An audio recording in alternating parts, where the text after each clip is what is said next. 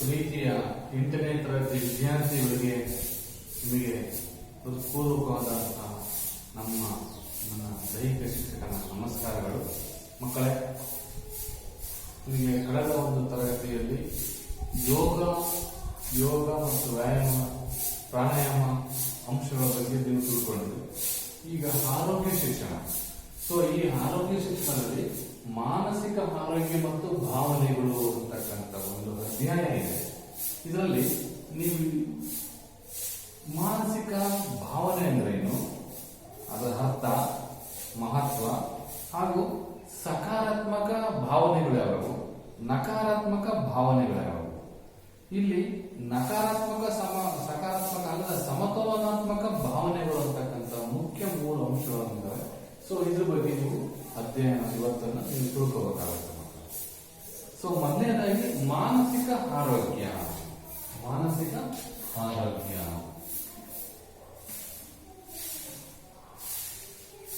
ನಿರಂತರವಾಗಿ ಬದಲಾಗುತ್ತಿರುವ ಪರಿಸರಕ್ಕೆ ತಕ್ಕಂತೆ ತನ್ನನ್ನು ಮಾರ್ಪಡಿಸಿಕೊಳ್ಳುವುದು ಹಾಗೂ ತನ್ನ ಕೆಲಸ ಕಾರ್ಯಗಳನ್ನು ಸುಸೂತ್ರವಾಗಿ ಮಾಡಿಕೊಂಡು ಎಲ್ಲರ ಜೊತೆ ಹೊಂದಾಣಿಕೆಯಿಂದ ಜೀವನ ಸಾಗಿಸುವುದೇ ಇಂದಿನ ನಮ್ಮ ಜೀವನದ ಮುಖ್ಯ ಗುರಿಯಾಗಿದೆ ಮಕ್ಕಳು.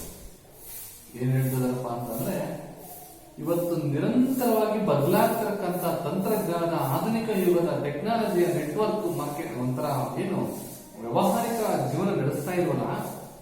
ಇಂತಹ ಒಂದು ಪರಿಸರಕ್ಕೆ ತಕ್ಕಂತೆ ತಮ್ಮನ್ನು ತಾವು ತೊಡಗಿಸಿಕೊಳ್ಳುವ ಜೊತೆಗೆ ಸಮಾಜದ ಸಾಮಾಜಿಕ ಸಂಬಂಧಗಳ ಜೊತೆಗೆ ಹೊಂದಾಣಿಕೆಯನ್ನು ಮಾಡಿಕೊಂಡು ನಮ್ಮ ಜೀವನದ ಗುರಿ ಮುಟ್ಟತಕ್ಕಂಥದ್ದೇ ಮುಖ್ಯವಾದ ಗುರಿಯಾಗಿದೆ. ಆದ್ರಿಂದ ಈ ಗುರಿ ನೆರವೇರಬೇಕಾದ್ರೆ ಏನ್ ಮಾಡಬೇಕಪ್ಪ ಅಂತಂದ್ರೆ, ನಮ್ಮ ವ್ಯಕ್ತಿತ್ವ, ನಮ್ಮ ಪರ್ಸನಾಲಿಟಿ ಅಂತಕ್ಕಂಥದ್ದು ಬೇರೆಯವರಿಗೆ ಯಾವ ರೀತಿ ಇರ್ತದೆ ಅಂತಕ್ಕಂಥದ್ದು, ಅಂದ್ರೆ ಕಷ್ಟದಲ್ಲಿ ಭಾಗಿಯಾಗ್ತಕ್ಕಂಥದ್ದು. ನಾವು ಅವ್ರು ಯಾವುದಲ್ಲೇ ಸಾಮಾಜಿಕವಾಗಿ, ಆರ್ಥಿಕವಾಗಿ, ಭಾವನೆ ಯಾವುದಾದ್ರೆ ನೀನೇನು ಅವರಿಗೆ ದುಡ್ಡು ಕೊಡೋದು ಬೇಡ, ಅಷ್ಟೇಷ್ಟು ಸಮಾಧಾನಕರ ಮಾತುಗಳಿದಾವಲ್ಲ ಅವ್ರಿಗೆ ಎಷ್ಟೋ ಒಂದು ಮೋಟಿವೇಶನ್ ಮಾಡ್ದಂಗೆ. ಆ ಒಂದು ದೃಷ್ಟಿಯಿಂದ ಸಂಬಂಧ ಅಂತಕ್ಕಂಥದ್ದು, ಸಮಾಜದಲ್ಲಿರ್ತಕ್ಕಂಥ ಹೊಂದಾಣಿಕೆಯ ಭಾವನೆ ಅಂತಕ್ಕಂಥದ್ದನ್ನು ನಾವು ರೂಢಿಸ್ಕೊಳ್ಬೇಕು ಅಂತಕ್ಕಂಥದ್ದು ಈ ಒಂದು ಅಂಶ ಆಗಿದೆ ಮಕ್ಕಳೇ. ಇಲ್ಲಿ ನಮ್ಮ ವ್ಯಕ್ತಿತ್ವ ರೇಖಿತೆಯಿಂದ ಸಾಧಿಸಬೇಕಾದ್ರೆ, ಸಮತೋಲನೆಯಿಂದ ಕೂಡಿರಬೇಕಾದ್ರೆ, ಪ್ರತಿಯೊಬ್ಬರು ಸಮೇತ ನಾವು ತನ್ನ ಜೀವನದಲ್ಲಿ ಬರ್ತಕ್ಕಂಥ ಮಾರ್ಗದಲ್ಲಿ ಅಂದ್ರೆ ದಾರಿಯಲ್ಲಿ ಬರ್ತಕ್ಕಂಥ ಜಟಿಲತೆಗೆ ಅಂದ್ರೆ ಸಮಸ್ಯೆಗಳಿಗೆ, ಕಷ್ಟಗಳಿಗೆ ಪರಿಹಾರವನ್ನು ನಾವು ಕಂಡುಕೊಳ್ಳಲೇಬೇಕಾಗುತ್ತೆ. ಈಗ ಫಾರ್ ಎಕ್ಸಾಂಪಲ್ ನನಗೆ ಉದಾಹರಣೆ ನಾನೇ ತಗೊಳ್ಳಿ. ನನಗೆ ಜೂನ್ ತಿಂಗಳಿಂದ ಸಮೇತ ಲಾಕ್ಡೌನ್ ಆಗಿರ್ತಕ್ಕಂಥ ಮಾರ್ಚ್ ಏಪ್ರಿಲ್ ಸಮೇತ ಕಾಣಿಸ್ಕೊಂಡಿತ್ತು. ಜೂನ್ ತಿಂಗಳಿಂದ ಬಹಳ ನೋವಾಯಿತು. ಏನಪ್ಪ ಅಂತಂದ್ರೆ ನನಗೆ ಪೇನ್ ಬರ್ತಿತ್ತು. ಎಲ್ಲಿ ಈ ಸ್ಟಮಕ್ ಇಂದ ಕೆಳಭಾಗದಲ್ಲಿ ಕಿಬ್ಬೊಟ್ಟೆ ಅಂತ ಹೇಳಿದ್ವಲ್ಲ, ಅಲ್ಲಿ ಪೇನ್ ಬರ್ತಿತ್ತು. ಯಾವಾಗಪ್ಪ ಅಂತಂದ್ರೆ 2 ಕೊಡ ಭಾರ ಎತ್ತಿದಾಗ, ಸ್ಟೆಪ್ಸ್ ಮೆಟ್ಲತ್ತಿದಾಗ, ಸ್ಟ್ಯಾಂಡಿಂಗ್ ವರ್ಷನ್ ಬಹಳ ಹೊಲಗಾಲದಲ್ಲಿ ಕೆಲಸ ಮಾಡ್ಬೇಕಾದ್ರೆ ನಾನೆಲ್ಲ ಮಾಡಿದ್ದೀನಿ. ಅಂದ್ರೆ ಬಿತ್ತ ಕಡೆ ಬ್ಯಾಸ ಹೊಡೆದಿದ್ದೀನಿ, ಮಡಿಕೆ ಗುಂಟೆ ನೇಗ್ಲು ಹೊಡೆದಿದ್ದೀನಿ, ಎಡೆಗುಂಟೆ ಹೊಡೆದಿದ್ದೀನಿ. ಅಂತ ಸಂದರ್ಭದಲ್ಲಿ ಬಹಳ ಪೇನ್ ಆಗಿಬಿಡ್ತು. ನಾನು ತಕ್ಷಣ ನಮ್ಮ ವೈದ್ಯರನ್ನು ಬಳಿ ಹತ್ರ ಹೋದೆ. ಏನ್ ಹೇಳಿದ್ರು, ಇದೊಂದು ನಾರ್ಮಲ್, ಎಲ್ಲಾ ಮಕ್ಕಳಿಗೂ ಅಲ್ಲ, ಎಲ್ಲಾ ವ್ಯಕ್ತಿಗಳು ಸಮೇತ ಈಗ ಹಾರ್ಡ್ ವರ್ಕ್ ಮಾಡೋದ್ರಿಂದ ಕಂಪಲ್ಸರಿ ಕಾಣಿಸ್ಕೊಳ್ತಾ ಇದೆ. ಈಗ ಇತ್ತೀಚಿನ ದಿನದಲ್ಲಿ ಮೈನರ್ ಅಂತಕ್ಕಂಥ ನೀವು ಸರ್ಜರಿ ಮಾಡಿಸ್ಕೊಂಬಲ್ಲ ಅಂದ್ರೆ ಸರ್ಜರಿ ಮಾಡ್ಕೊಂಬಲೇಬೇಕು, ಅನಿವಾರ್ಯ ಆಯ್ತು. ನನ್ನ ಸೈಡ್ ಒಂದು ಬಲಗಡೆ ಮಾತ್ರ ಇತ್ತು ಮಕ್ಕಳೇ, ನಾನು ಎದೆಗುಂದಿಲ್ಲ. ಆದ್ರೆ ಸ್ಕ್ಯಾನಿಂಗ್, ECG ಎಲ್ಲ ಮಾಡಿಸ್ತಂತ ಸಂದರ್ಭದಲ್ಲಿ ಏನಾಯ್ತು, ನಿಮ್ಮ ಎರಡೂ ಸೈಡ್ ಇದೆ, ಎರಡೂ ಸೈಡ್ ಸಮೇತ ಅದನ್ನ ಸರ್ಜರಿ ಮಾಡಬೇಕು. ಈಗ ಆಗಲ್ಲ ಸರ್, ಮುಂದೆ ಹೌದು 6 ತಿಂಗಳ ಅಥವಾ ವರ್ಷ ನಂತರ ಮತ್ತೆ ಅಲ್ಲಿ ನಿಮಗೆ ಕಾಣಿಸ್ಕೊಳ್ತದೆ, ಪೇನ್ ಬರ್ತದೆ, ಮತ್ತೆ ಮಾಡಿಸ್ಕೋಬೇಕಂದ್ರು. ನಾನು ಎದೆಗುಂದದೆ ಈ ತರ ಜಟಿಲ ಸಮಸ್ಯೆಗೆ ಎದುರ್ದಂಗೆ ಬಂದಿರೋದು ಯಾರಿಗೆ, ನನಗೆ. ನಾನು ಎದುರ್ದಂಗೆ ಮುಂದಿನ ನನಗೀಗ 40 ವರ್ಷ, ಇನ್ನ 40 ವರ್ಷ ಬದುಕಬೇಕಪ್ಪ ಅಂತಂದ್ರೆ ಈ ಸರ್ಜರಿ ಮಾಡಿಸ್ಕೊಂಡ್ಲೇಬೇಕು. ಆ ಒಂದು ದೃಷ್ಟಿಯಿಂದ ಮಕ್ಕಳೇ ಸರ್ಜರಿ ಮಾಡಿಸ್ಕೊಂಡಾಯ್ತು, ಅದ್ರದ್ದು ನೋವು ತಿಂದಿದ್ದು ಅನುಭವಿಸಿದ್ದು ಆಯ್ತು. ಈಗ ನಿಮ್ಮ ಎದುರಿಗೆ ನನ್ನ ಮಕ್ಕಳಾಗಿ ನನ್ನ ಕರ್ತವ್ಯವನ್ನು ನಾನು ನಿಧಾನವಾಗಿ ಸಾಧ್ಯವಾದ ಮಟ್ಟಿಗೆ ನಾನು ಗುಣಪಡಿಸ್ತೀನಿ ಮಕ್ಕಳು. ನನಗೆ ಗೊತ್ತಿರೋ ಹಾಗೆ ನನಗೇನ್ ಗೊತ್ತಿದೆಯೋ ವಿಷಯವನ್ನ ನಾನು ನಿಮಗೆ ಹಂಚ್ಕೊಳ್ತಾ ಇದ್ದೀನಿ. ಇದು ಏನಪ್ಪಾ ಅಂತಂದ್ರೆ ಪ್ರತಿಯೊಬ್ಬನೂ ಸಮೇತ, ಪ್ರತಿಯೊಬ್ಬ ವ್ಯಕ್ತಿಯೂ ಸಮೇತ ತನ್ನ ಜೀವನದಲ್ಲಿ ಬರ್ತಕ್ಕಂಥ, ದಾರಿಯಲ್ಲಿ ಬರ್ತಕ್ಕಂಥ, ಮಾರ್ಗದಲ್ಲಿ ಬರ್ತಕ್ಕಂಥ ಜಟಿಲತೆಗೆ, ಸಮಸ್ಯೆಗೆ ಪರಿಹಾರ ಕಂಡುಕೊಂಡು ತಮ್ಮ ದಾರಿಯನ್ನು, ತಮ್ಮ ಒಂದು ಪ್ರಯತ್ನವನ್ನು ಯಶಸ್ವಿಯಾಗಿ ಗುರಿಯನ್ನ ಸೇರ್ಬೇಕಾಗುತ್ತೆ ಮಕ್ಕಳೇ. ಸೊ ಆ ಒಂದು ದೃಷ್ಟಿಯಿಂದ ಪ್ರಯತ್ನದಲ್ಲಿ ಯಶಸ್ಸು ಅಥವಾ ಅಪಜಯವಾಗಲಿ ಅದು ಅವನ ಪ್ರಯತ್ನದ ಬುನಾದಿಯನ್ನು ಅವಲಂಬಿಸಿರುತ್ತದೆ. ನಾವು ಪ್ರಯತ್ನ, ಈಗ ಎಕ್ಸಾಂಪಲ್ ನೀವು ಕರೋನಾ ಬಂದಿದೆ ಅಂತ ಬಿಟ್ಟು ಶಾಲೆಗೆ ಬರ್ತಾ ಇಲ್ಲ, ಆದ್ರೂ ಮನೆಯಲ್ಲಿ ಸಮೇತ ತಮ್ಮ ಟಿವಿಯ ಒಂದು ದೂರದರ್ಶನ ಮತ್ತು ಮೊಬೈಲ್ ಮುಖಾಂತರ ವಿಷಯಗಳನ್ನ ಕಮ್ಯುನಿಕೇಶನ್ ಮಾಡ್ಕೊಂಡು ನೀವು ಕಲಿತಾ ಇದ್ದೀರಾ. ಆದ್ರೆ ಯಾವುದೇ ಕಾರಣಕ್ಕೂ ಕಲಿಕೆ ಹಿಂದುಳಿದಿಲ್ಲ. ನೀವು ಪ್ರಯತ್ನ ಎಷ್ಟು ಎಫೆಕ್ಟ್ ಆಗ್ತಿದ್ರು, ಪಾಠದಲ್ಲಿ ಏನ್ ಮಾಸ್ಟರ್ ಏನ್ ಮಾಡ್ತಾ ಇದಾರೆ, ಟಿವಿ ಮಾಧ್ಯಮದಲ್ಲಿ ಏನ್ ಬರ್ತಾ ಇದೆ, ನಾನೇನು ಓದಿ ನೋಟ್ಸ್ ಮಾಡ್ಕೊಂಡಿದ್ದೀನಿ, ಇವೆಲ್ಲವೂ ಸಮೇತ ನೀವು ಪ್ರಯತ್ನ ಪಟ್ಟಿದ್ದೆ ಆದ್ರೆ ನಾಳೆ ಮಾರ್ಚ್, ಏಪ್ರಿಲ್, ಮೇ ತಿಂಗಳಲ್ಲಿ ಇರ್ತಕ್ಕಂಥ ಎಕ್ಸಾಮ್ ನೀವು ಸುಸೂತ್ರವಾಗಿ ಎಕ್ಸಾಮ್ ಅನ್ನ ಸಾಲ್ವ್ ಮಾಡ್ತೀರಾ. ನೀವು ಓದದೇ ಇದ್ರೆ, ಬರೇ ಕೇಳ್ತಾ ಇದ್ರೆ, ಅದು ಎಕ್ಸಾಮ್ ಅಲ್ಲಿ ನೀವು ಬರಲಿಕ್ಕೆ ಉನ್ನತ ಮಟ್ಟದ ಒಂದು ಉನ್ನತ ಅಂಕಗಳನ್ನು ತರಲಿಕ್ಕೆ, ಅತಿ ಹೆಚ್ಚು ಅಂಕಗಳನ್ನು ತರಲಿಕ್ಕೆ ಸಾಧ್ಯವಾಗಲ್ಲ ಮಕ್ಕಳು. ಆ ಒಂದು ದೃಷ್ಟಿಯಿಂದ ನೀವೇನು ಮಾಡಬೇಕು, ಪ್ರಯತ್ನದ ಯಶಸ್ಸು ಜೊತೆಗೆ ಅಪಜಯವಾಗಲು ಅದು ತನ್ನ ಪ್ರಯತ್ನದ ಗುಣಾದಿಯನ್ನು ಅವಲಂಬಿಸಿರುತ್ತದೆ. ತನ್ನ ಪ್ರಯತ್ನದಲ್ಲಿ ಅಪಜಯ ಮತ್ತು ಯಶಸ್ವಿ ಆಗದಿದ್ದಾಗ ಅವನಲ್ಲಿ ಆಶಾ ಭಂಗ ಉಂಟಾಗುತ್ತದೆ. ಪ್ರಯತ್ನನೇ ಪಡಲಿಲ್ಲ ಅಂತಂದ್ರೆ ಆಶೆ ಹೆಂಗಿಡಿಯುತ್ತದೆ. ಸೊ ಆ ದೃಷ್ಟಿಯಿಂದ ಇಂತಹ ಸ್ಥಿತಿಯಲ್ಲಿ ವ್ಯಕ್ತಿಯಲ್ಲಿ ಮಾನಸಿಕ ಸ್ಥಿತಿ ಅಸಮತೋಲನಕ್ಕೆ ಕಾರಣವಾಗುತ್ತದೆ. ಮನಸ್ಸಿನ ಆರೋಗ್ಯದ ಮೇಲೆ ಪ್ರತಿಕೂಲ ಪ್ರಭಾವವನ್ನು ಬೀರಿ ಅನ್ಯ ಮನಸ್ಕ ವ್ಯಕ್ತಿತ್ವ ನಿರ್ಮಾಣವಾಗುತ್ತದೆ. ನೋಡಿ, ಇಲ್ಲಿ ಏನಾದ್ರೂ ಒಂದು ಖಿನ್ನತೆಗೆ ನಾವು, ಮಕ್ಕಳು ಇರ್ತಾರೆ ಸಮಾಜ ಒಂದೊಂದು ಗೋಲೆ ಕೊಡ್ತೀವಿ ಮನೆಯಲ್ಲಿ, ಆ ರೂಮಲ್ಲಿ ಹೋಗ್ಬಿಡೋ ಗುಮ್ಮ ಇದೆ ಅಂತಂದ್ರೆ ಆ ಮಗು ಆ ರೂಮನ್ನೇ ಅಬ್ಸರ್ವ್ ಮಾಡ್ತಿರ್ತದೆ. ಯಾರಿಲ್ಲದ ಸಮಯದಲ್ಲಿ ಅದ್ರಲ್ಲಿ ಏನಿದೆ ನೋಡೋಣ ಅಂತ ಅಂದ್ಬಿಟ್ಟು ಅದನ್ನೇ ಓಪನ್ ಮಾಡ್ತಾರೆ. ಅದಕ್ಕೆ ಮಕ್ಕಳಿಗೆ ರಿಸ್ಟ್ರಿಕ್ಷನ್ ಮಾಡಬಾರ್ದು. ಮಗು ನಾವು ಫ್ರೀ ಬಿಡಬೇಕು, ಬೆಳೆಸ್ಬೇಕು ಅವ್ರನ್ನ. ಆದ್ರೆ ಅತಿಯಾಗಿ ಬಿಡಕ್ ಹೋಗ್ಬಾರ್ದು, ತಮ್ಮ ಹಿಡಿತದಲ್ಲಿ ಇಟ್ಕೊಂಡಿರ್ಬೇಕು. ಅವರಿಗೆ ಒಂಥರ, ಈಗ ಪಕ್ಷಿ, ಹಕ್ಕಿ ನೋಡಿ, ಹಕ್ಕಿ ತನ್ನ ಬರೀ ಆದ ತಕ್ಷಣನೇ ತನ್ನ ಪಾಡಿಗೆ ಅದು ಹಾರೋಗುತ್ತೆ. ಅದು ಹಾರೋ ಒಂದು ಕೆಪಾಸಿಟಿಯನ್ನ ತನ್ನಕ್ಕೆ ತಾನೇ ಅದು ಕಲ್ತ್ಕೊಂಡು ಆಹಾರವನ್ನು ಹುಡ್ಕೊಂಡು ಮತ್ತೆ ಪುನಃ ತಮ್ಮ ಗುಡಿಗೆ ಸೇರ್ಕೊಳ್ಳುತ್ತೆ. ಹೌದಾ? ಯಾಕೆ ಅಂದ್ರೆ ಸ್ವತಂತ್ರವಾಗಿ ಬದುಕಲಿಕ್ಕೆ, ಸ್ವತಂತ್ರವಾಗಿ ಜೀವನ ಮಾಡಲಿಕ್ಕೆ ಅವಕ್ಕೂ ಸಮೇತ ಬೇಕು. ಅದೇ ರೆಕ್ಕೆ ಕಟ್ ಮಾಡಿದ್ರೆ ಎಲ್ಲಿ ಬರುತ್ತದೆ, ಎಲ್ಲ ಆಗುತ್ತೆ.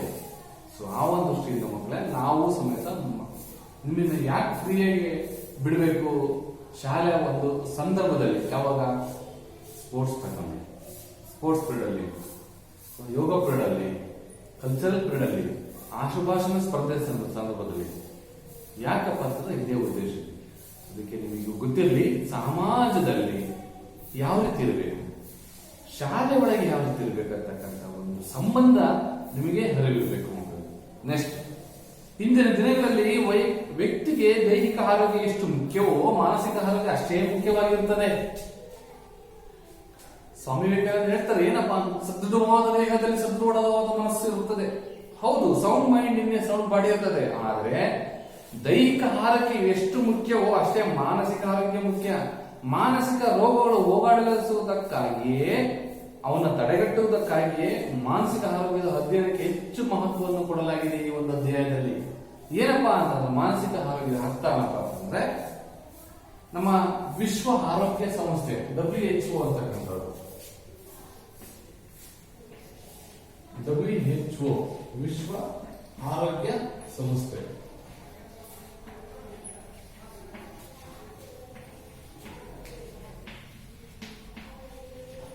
ವರ್ಲ್ಡ್ ಹೆಲ್ತ್ ಆರ್ಗನೈಸೇಷನ್ ಅಂತಕ್ಕಂಥವ್ರು ಮಾನಸಿಕ ಆರೋಗ್ಯ ಅಂತ ಅಂದ್ರೆ ಏನ್ ಹೇಳಿದ್ರಪ್ಪ ಅಂತಂದ್ರೆ, ವ್ಯಕ್ತಿ ಕ್ಷೇಮವಾಗಿದ್ದು ತನ್ನ ಸಾಮರ್ಥ್ಯಗಳನ್ನು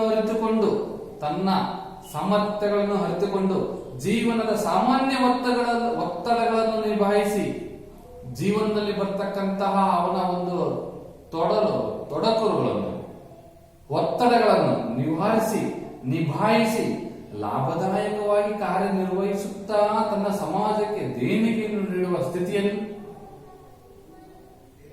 ಮಾನಸಿಕ ಆರೋಗ್ಯ ಅಂತ ಹೇಳಿದ್ದಾರೆ. ಏನಪ್ಪಾ ಅಂತಂದ್ರೆ, ವ್ಯಕ್ತಿ ಕ್ಷೇಮಕರವಾಗಿದ್ದು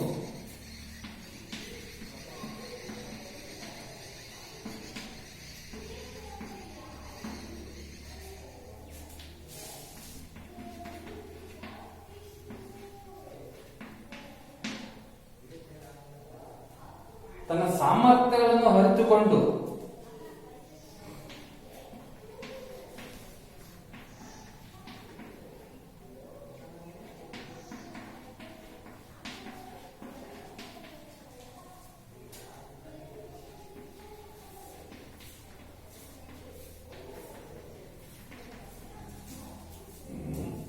ಜೀವನದ ಸಾಮಾನ್ಯ ಒತ್ತಡಗಳನ್ನು ನಿಭಾಯಿಸಿ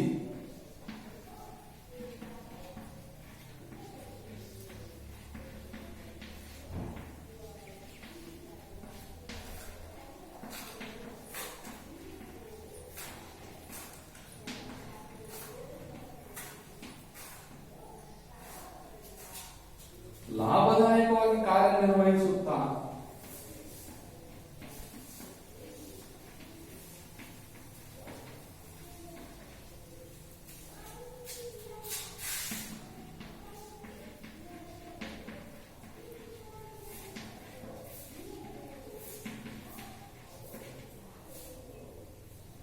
ಲಾಭದಾಯಕವಾಗಿ ತನ್ನ ಸಮಾಜಕ್ಕೆ ದೇಣಿಗೆ ನೀಡುವ ಸ್ಥಿತಿಯೇ ಮಾನಸಿಕ ಆರೋಗ್ಯ.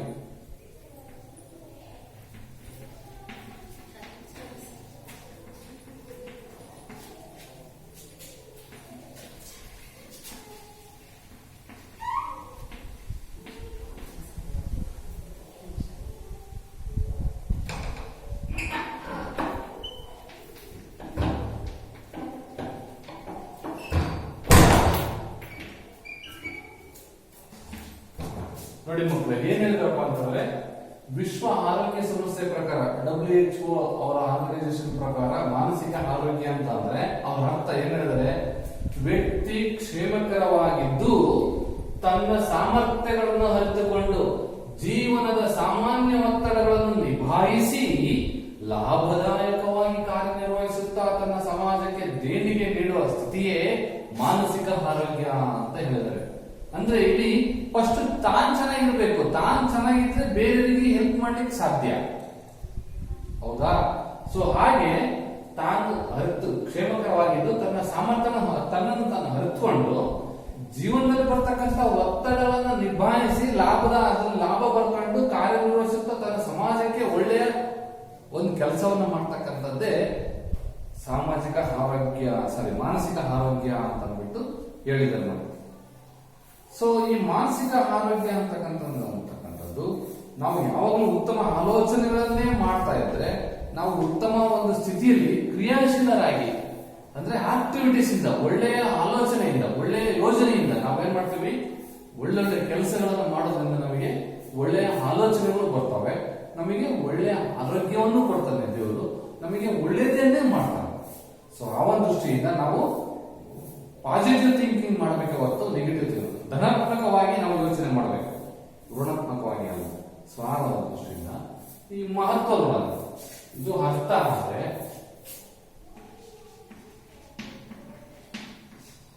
ಮಹತ್ವ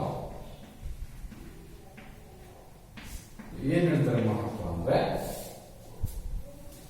ದೀರ್ಘಾಯುಷ್ಯ ಹಾಗೂ ಆರೋಗ್ಯಕರ ಬದುಕಿಗೆ ಉತ್ತಮ ಮಾನಸಿಕ ಆರೋಗ್ಯ ಹೊಂದುವುದು ಮತ್ತು ಕಾಪಾಡಿಕೊಳ್ಳುವುದು ಅವಶ್ಯಕ. ನಾವು ದೀರ್ಘವಾದ ಅತಿ ಹೆಚ್ಚು ವರ್ಷ ಬದುಕಬೇಕಪ್ಪ ಅಂತಂದ್ರೆ, ಆರೋಗ್ಯಕರವಾಗಿ ಇರ್ಬೇಕಪ್ಪ ಅಂತಂದ್ರೆ ಉತ್ತಮ ಮಾನಸಿಕ ಆರೋಗ್ಯ ಹೊಂದಿರುವುದು ಮತ್ತು ಕಾಪಾಡಿಕೊಳ್ಳೋದು ಅದು ಅತ್ಯವಶ್ಯಕವಾಗಿದೆ ಮಕ್ಕಳೇ. ಸೊ ಇದರ ಕೊರತೆಯಿಂದಾಗಿ ನಾವೇನಾದ್ರೂ ಆತ್ಮಗೌರವ, ಆತ್ಮ ನಿರ್ಬಂಧ ಮತ್ತು ಸಂಬಂಧಗಳು ಹಾಗೂ ದಿನನಿತ್ಯದ ಕಾರ್ಯಕ್ಷಮತೆ ಧಕ್ಕೆಯುಂಟಾಗುತ್ತದೆ. ಇದರಿಂದ ಆ ವ್ಯಕ್ತಿ ದೈಹಿಕ ಆರೋಗ್ಯದ ಮೇಲೆ ಪರಿಣಾಮ ಬೀರುತ್ತದೆ. ಅಂದ್ರೆ ದಿನನಿತ್ಯ ನಾವು ಅಕ್ಕಪಕ್ಕದ ಮನೆ ಜಗಳ ಆಡ್ತಿದ್ರೆ ಆತ್ಮಗೌರವಗಳು ಅಂತಕ್ಕಂಥದ್ದು ನಮಗೆ ಉಂಟಾಗುತ್ತೆ.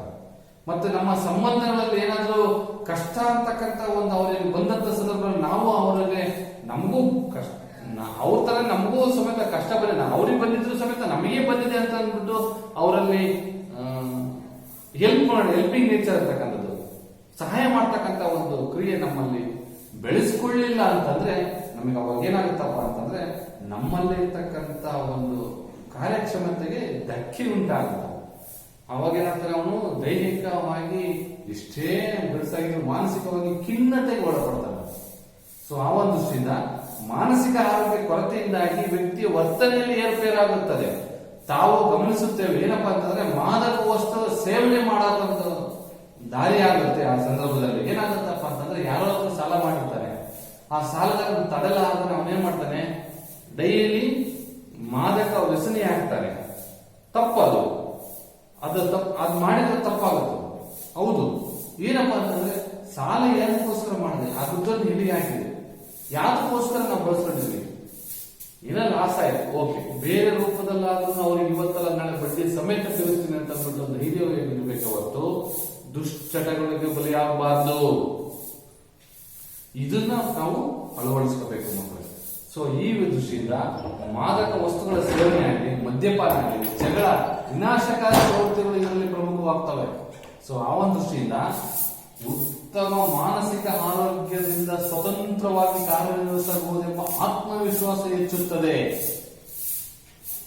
ಯಾವ ಮಾಡ್ಲಿಲ್ಲಪ್ಪ ಅಂತಂದ್ರೆ ಬರ್ತಕ್ಕಂಥ ಜೀವನದಲ್ಲಿ ಬರ್ತಕ್ಕಂಥ ಎಲ್ಲಾ ಜಟಿಲಗಳನ್ನು ಎದುರಿಸಿಕೊಂಡು ಎಲ್ಲಾ ಕಷ್ಟಗಳನ್ನು ಸಹಿಸಿಕೊಂಡು ಆ ವ್ಯಕ್ತಿ ಏನಾಗ್ತಾನಪ್ಪ ಅಂತಂದ್ರೆ ಮಾನಸಿಕ ಅಭಿವೃದ್ಧಿ ಆಗ್ತಾನೆ, ಸ್ವತಂತ್ರನಾಗ್ತಾನೆ, ಕಾರ್ಯನಿರ್ವಹಿಸಬೇಕೆಂಬ ಆತ್ಮವಿಶ್ವಾಸ ಅವನಿಗೆ ಮೂಡುತ್ತದೆ. ಜೊತೆಗೆ ಬದಲಾದ ಸನ್ನಿವೇಶಕ್ಕೆ ತಕ್ಕಂತೆ ಹೊಂದಾಣಿಕೆ ಮಾಡಿಕೊಳ್ತಕ್ಕಂಥ ಸಾಮರ್ಥ್ಯ ವೃದ್ಧಿಸುತ್ತದೆ.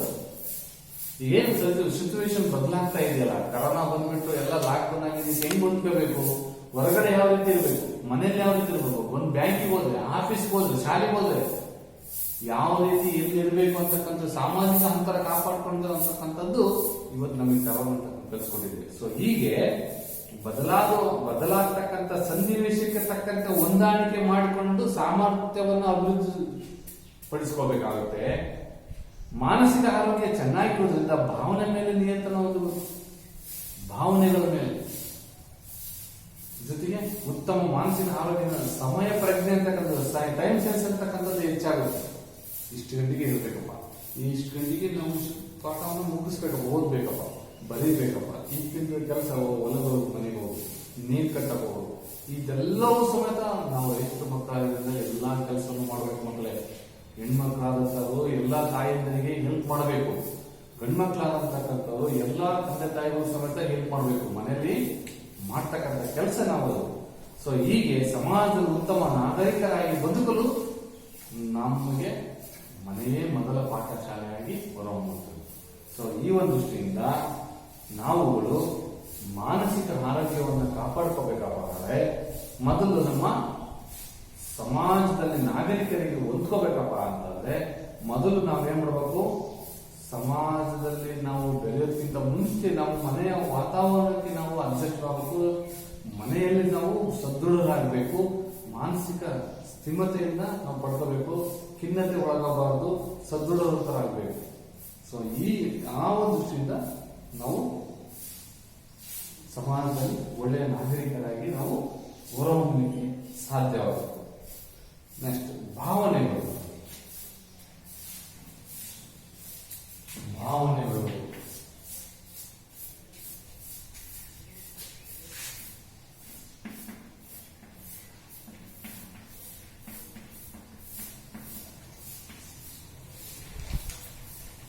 ಭಾವನೆಗಳು ಅಂತಕ್ಕಂಥದ್ದು ಮನಸ್ಸಿನ ಮತ್ತು ಆತ್ಮದ ಚಟುವಟಿಕೆಯಾಗಿದೆ.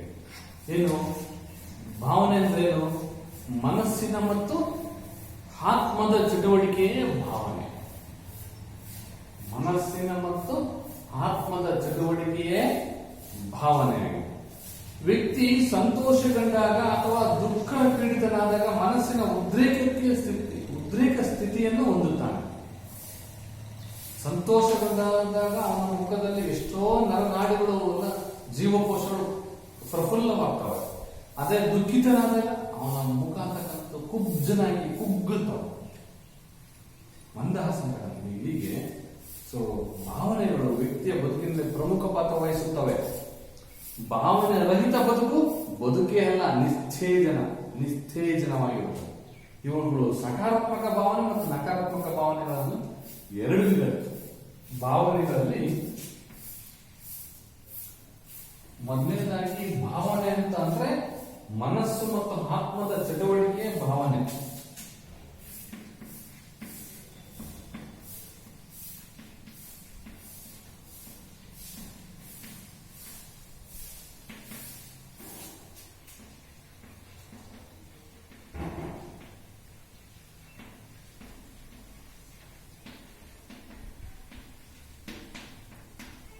ಮನಸ್ಸು ಮತ್ತು ಆತ್ಮಗಳ ಚಟುವಟಿಕೆಯೇ ಭಾವನೆ ಅಂತ ಅಂದ್ಬಿಟ್ಟು ನಾವು ಕರಿತೀವಿ.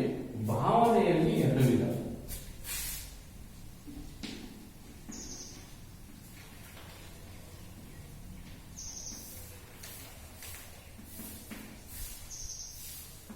ಒಂದು ಸಕಾರಾತ್ಮಕ ಭಾವನೆಗಳು,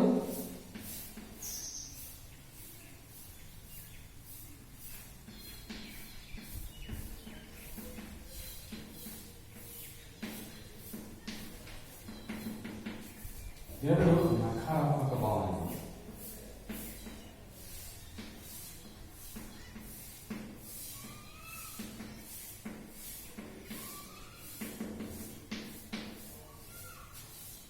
ಭಾವನೆ ಅಂತ ಅಂದ್ರೆ ಗೊತ್ತಾಯ್ತು, ಏನು ಮನಸ್ಸು ಒಂಥರ ಪ್ರಫುಲ್ಲ ಆಗ್ತಕ್ಕಂಥ ಭಾವನೆ, ಫೀಲಿಂಗ್ಸ್ ಅಲ್ಲಿ ಯಾವ ರೀತಿ ಒಂದೊಂಥರ ದುಃಖ ಬಂದಾಗ ಖುಷಿಯಾಗಿರಕ್ಕಾಗ ದುಃಖ ಒಂಥರ ನಾವು ಸಹಿಸ್ತೀವಿ. ಖುಷಿ ಅಂದಾಗ ಸಂದರ್ಭದಲ್ಲಿ ನಮ್ಮ ವ್ಯಕ್ತಿತ್ವದ ಮೇಲೆ ಪ್ರಭಾವ ಬರುತ್ತೆ, ನಾವು ಪ್ರಫುಲ್ಲ ಆಗ್ತೇವೆ. ಸೊ ಆ ಒಂದು ದೃಷ್ಟಿಯಿಂದ ಇಲ್ಲಿ ಭಾವನೆ ಅಂತಂದ್ರೆ ಮನಸ್ಸು ಮತ್ತು ಆತ್ಮಗಳ ಚಟುವಟಿಕೆಯೇ ಭಾವನೆ ಆಗಿದೆ.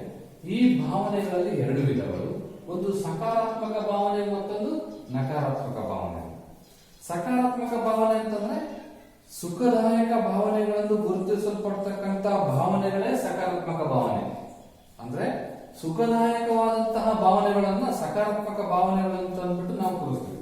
ಸೊ ಸಕಾರಾತ್ಮಕ ಭಾವನೆಗಳಂತ ಸುಖವಾಗಿರ್ತಕ್ಕಂಥ ಭಾವನೆ ಯಾವ್ಯಾವಪ್ಪ ಅಂತಂದ್ರೆ, ಸೊ ಸಂತೋಷ,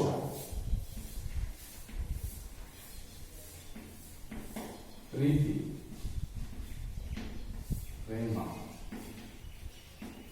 ಪ್ರಶಂಸೆ,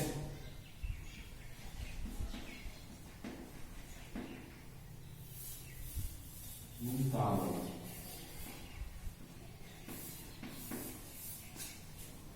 ಸಕಾರಾತ್ಮಕ ಭಾವನೆಗಳಂತಂದ್ರೆ ಸುಖದಾಯಕವಾದಂತಹ ಸುಖಕರವಾದಂತಹ ಭಾವನೆಗಳನ್ನು ನಾವು ಸಕಾರಾತ್ಮಕ ಭಾವನೆ ಅಂತ ಕರಿತೀವಿ. ಅಂತವು ಸಂತೋಷ, ಪ್ರೀತಿ, ಪ್ರೇಮ, ಪ್ರಶಂಸೆ, ಇನ್ನು ಮುಂತಾದವು. ಅದೇ ನಕಾರಾತ್ಮಕ ಭಾವನೆಗಳು ಅಂತ ಅಂದ್ರೆ ಸೊ ಭಯವನ್ನು ಪಡಿಸ್ತಕ್ಕಂತಹ,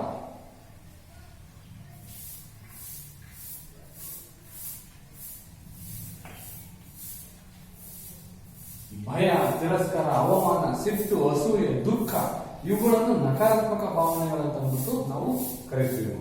ಭಯ,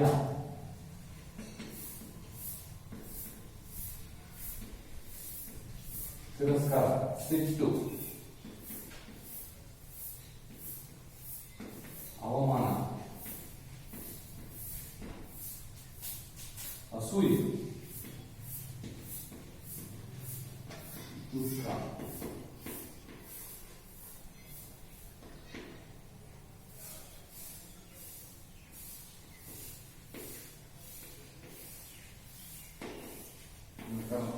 ಭಾವನೆಗಳು.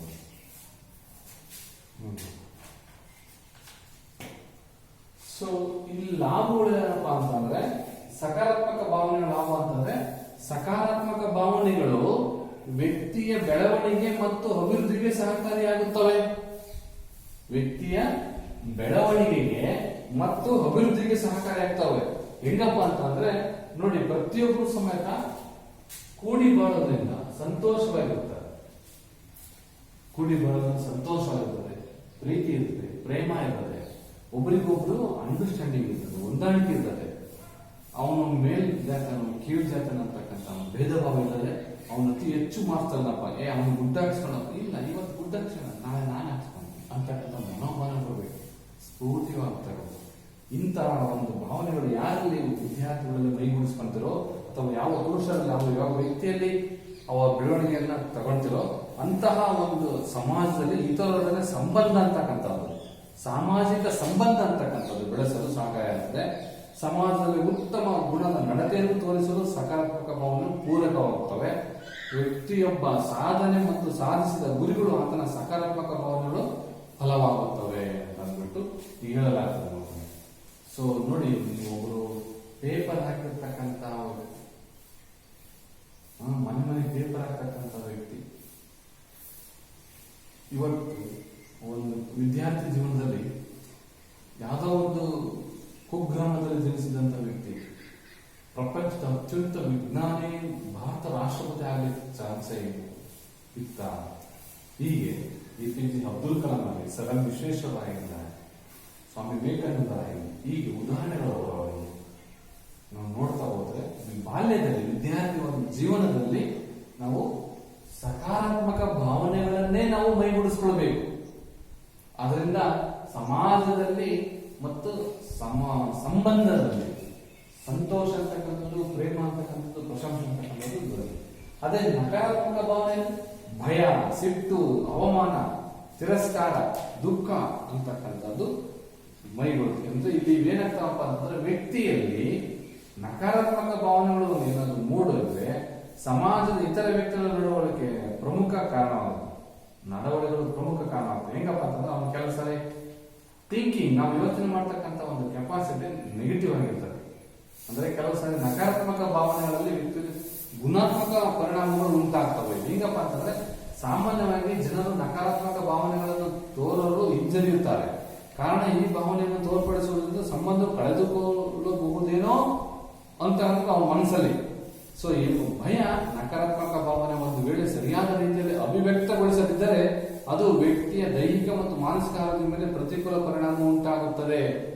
ಅಂದ್ರೆ ನೇರವಾಗಿ ನೋಡಿ, ಯಾರು ಖಾರವಾಗಿ ನೇರವಾಗಿ ಮಾತಾಡ್ತಾರೋ ಅವರ ಮನಸ್ಸು ಅಂತಕ್ಕಂಥದ್ದು, ಹೃದಯ ಅಂತಕ್ಕಂಥದ್ದು ಬಹಳ ಕೋಮಲವಾಗಿರ್ತದೆ. ಅಷ್ಟೇ ತೀಕ್ಷ್ಣವಾಗಿ ತೀವ್ರವಾಗಿ ಮಾತಾಡ್ತಾರಲ್ಲ ಅವರು ಸ್ಪಷ್ಟವಾಗಿರ್ತಾರೆ.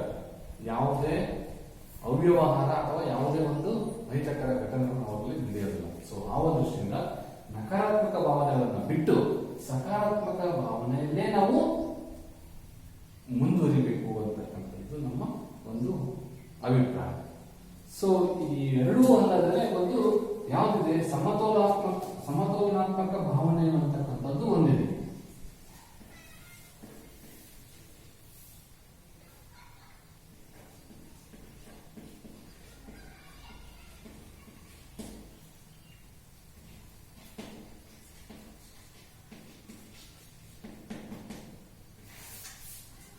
ಏನು ಸಮತೋಲನಾತ್ಮಕ ಭಾವನೆಗಳು ಹೆಂಗೆ ನಾವು ಬೆಳವಣಿಗೆ ಪಡಿಸ್ಕೋಬೇಕು ಅಂತಂದ್ರೆ, ಜನ ಅಂತಕ್ಕಂಥದ್ದು ಏನ್, ಸಮಾಜ ಅಂತಕ್ಕಂಥದ್ದು ಏನಿದೆಯಲ್ಲ ಆ ಸಮಾಜದಲ್ಲಿ ನಾವು ಸಂಬಂಧಗಳನ್ನು ಬೆಳೆಸ್ಬೇಕಾದ್ರೆ ಆ ಎಲ್ಲಾ ಜನರ ರೀತಿಯ ಭಾವನೆಗಳನ್ನು ಸಂದರ್ಭಕ್ಕೆ ತಕ್ಕಂತ ಅಭಿವ್ಯಕ್ತಗೊಳಿಸುತ್ತಾರೆ.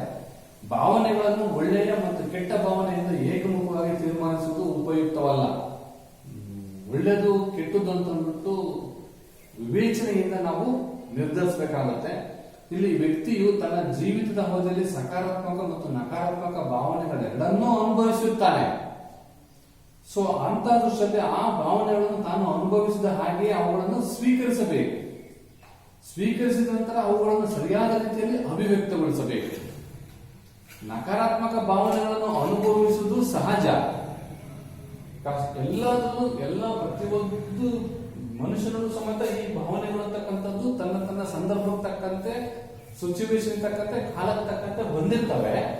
ಆದರೆ ಅದನ್ನ ಯಾವ ಸಂದರ್ಭದಲ್ಲಿ ಬಂದಿರ್ತವೋ ಆ ಸಂದರ್ಭವನ್ನು ಮುಂದಿನ ಒಂದು ಭವಿಷ್ಯದಲ್ಲಿ ಬರದ ಹಾಗೆ ನೋಡ್ಕೋಬೇಕು. ಅವುಗಳನ್ನು ತಡೆಯತಕ್ಕಂಥದ್ದು ಕಷ್ಟಕರ. ಆದ್ರೆ ಅವುಗಳನ್ನು ಸಮರ್ಪಕವಾದ ರೀತಿಯಲ್ಲಿ ಅಭಿವ್ಯಕ್ತಗೊಳಿಸ್ತಕ್ಕಂಥದ್ದೇ ಸಮತೋಲನಾತ್ಮಕ ಭಾವನೆ. ಎರಡೂ ಅನುಭವಿಸುತ್ತಾರೆ ಜೀವನದಲ್ಲಿ ಬಂದಂತ ಸಂದರ್ಭದಲ್ಲಿ. ನಕಾರಾತ್ಮಕ ಮತ್ತು ಸಕಾರಾತ್ಮಕ ಎರಡೂ ಭಾವನೆಗಳನ್ನು ಅನುಭವಿಸಿರ್ತಕ್ಕಂಥ ವ್ಯಕ್ತಿಗಳು ಸಮತೋಲನಾತ್ಮಕ ಭಾವನೆಗಳನ್ನು ಅನುಭವಿಸುತ್ತಾರೆ. ಯಾವುದಾದ್ರೂ ವಿಷಯಕ್ಕೆ ಸಂಬಂಧಿಸಿದ ನಕಾರಾತ್ಮಕ ಭಾವನೆಗಳನ್ನು ಹೊಂದಿದಾಗ ಆದ ಅನುಭವ ಮತ್ತು ಸಕಾರಾತ್ಮಕ ಭಾವನೆಗಳನ್ನು ಹೊಂದಿದಾಗ ಆದಂತಹ ಅನುಭವ ಇಲ್ಲಿ ನೆನಪಿಸಿಕೊಂಡ್ರೆ ಮಾತ್ರ ಸಮತೋಲನಾತ್ಮಕ ಭಾವನೆಗಳಂತಕ್ಕಂಥದ್ದು ಅಭಿವ್ಯಕ್ತವಾಗ್ತಕ್ಕಂಥದ್ದು ಅಂತಂದ್ಬಿಟ್ಟು ನಾವು ಈ ಒಂದು ಅಧ್ಯಾಯದಲ್ಲಿ ತಿಳ್ಕೊಳ್ತೀವಿ ನೋಡಿ. ಸೊ ಹೀಗೆ ಮಾನಸಿಕ ಆರೋಗ್ಯ ಅಂದ್ರೆ ಅಂತ ಗೊತ್ತಾಯ್ತು, ಭಾವನೆ ಅಂದ್ರೆ ಅಂತ ಗೊತ್ತಾಯ್ತು ಮಕ್ಕಳು. ಇದರಲ್ಲಿ ಏನಾದರೂ ನಿಮಗೆ ಸಮಸ್ಯೆಗಳು ಬರ್ಬೋದಿದೆ, ಫೋನ್ ಕರೆ ಮುಖಾಂತರ ಅಥವಾ ಮೆಸೇಜ್ ಮುಖಾಂತರ ಈ ಒಂದು ಡೌಟ್ ಅನ್ನ ಕ್ಲಿಯರ್ ಮಾಡ್ಕೋಬೇಕು ಅಂತ ಹೇಳ್ತಾ ಈ ಒಂದು ಅಧ್ಯಯನವನ್ನ ಮುಕ್ತಾಯ ಮಾಡ್ತಿದ್ವಿ. ಧನ್ಯವಾದಗಳು ಮತ್ತೆ ನಮಸ್ಕಾರ.